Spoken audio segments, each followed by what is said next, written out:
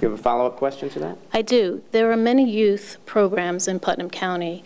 I'm wondering if Adam would be willing to meet with them to help the youth better understand their rights and the laws so they don't have to appear before him. Adam? That's a great question. I can tell you without any hesitation that I do intend to meet with the youth in our community because I've been doing it for years already. I've been working with the different youth programs in Putnam County to help teach the youths about their rights and about their responsibilities within the criminal justice system. I believe it's extremely important for our teenagers to know what their rights are. But as I'm sure we've all heard, sometimes a little knowledge is a very dangerous thing. But that's okay. I believe it's more important for the kids to know what their rights are.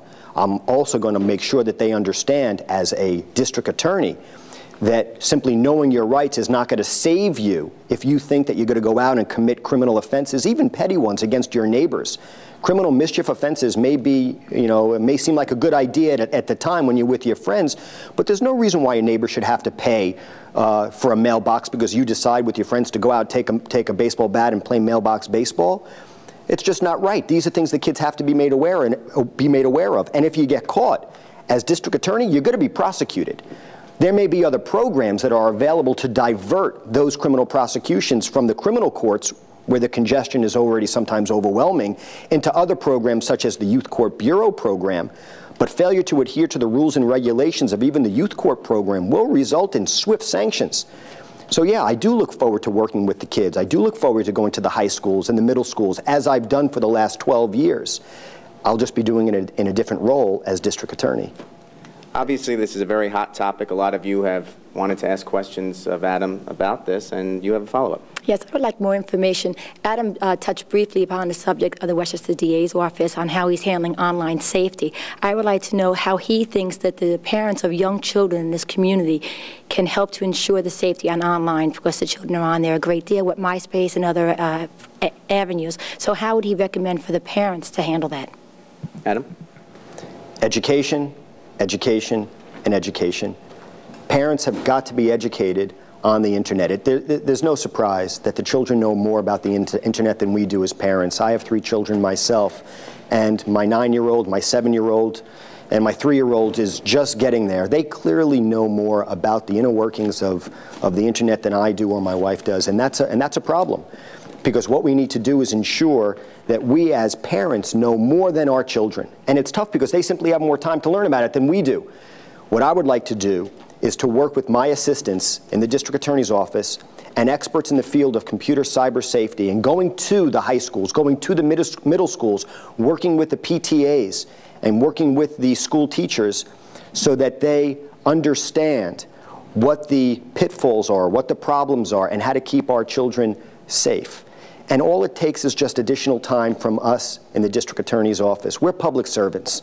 So granted, my assistants and I could walk into our office at 9 o'clock in the morning and leave at 5 o'clock in the afternoon, and that would seem to be a fair day for a public servant, but that's not what it's going to be like in my office. You're going to get to that office early, and you're going to leave when the work is done. And if that means going to a nighttime meeting with your local PTA, whether you're out in Phillipstown, whether you're out in Carmel or Mayapack, in Brewster, in Patterson, or in Kent, or anyone else in the county, that's what's going to get done, because it's community involvement, it's community education, and it's important, and that's something that we all have to work on together. You have a question for Adam? Yes, I do. My question is, with the increasing population growing in Putnam County, and that paralleling with the possibility of increasing problems with drugs, alcohol, and child abuse, what do you have to propose in terms of curtailing those problems in Putnam County in the future? It's a great question. If you treat the addiction, you will modify the behavior. When I started out prosecuting cases almost 17 years ago, I didn't quite understand that concept. I was a hardcore prosecutor, and if you broke the law, regardless, nonviolent, violent, no matter what the reasons were, no matter what the offense was, my gut reaction was prosecute, prosecute, prosecute.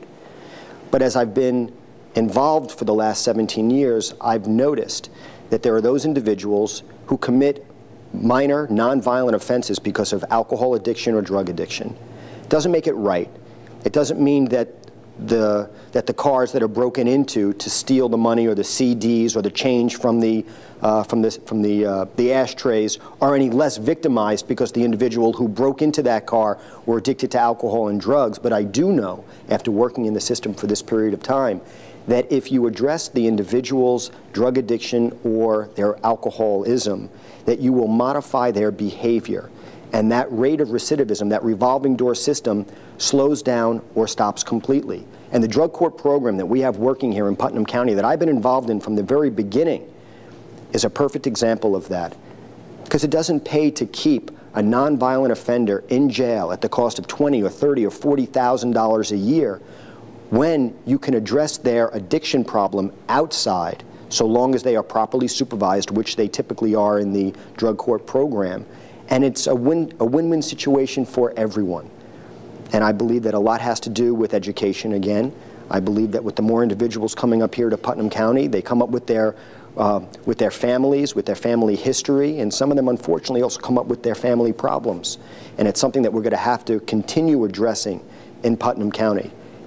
Your second part of your question was also equally as important, and that has to do with child abuse and domestic violence. As a district attorney, I prosecuted child abuse cases and domestic violence cases for years as an assistant district attorney on Long Island.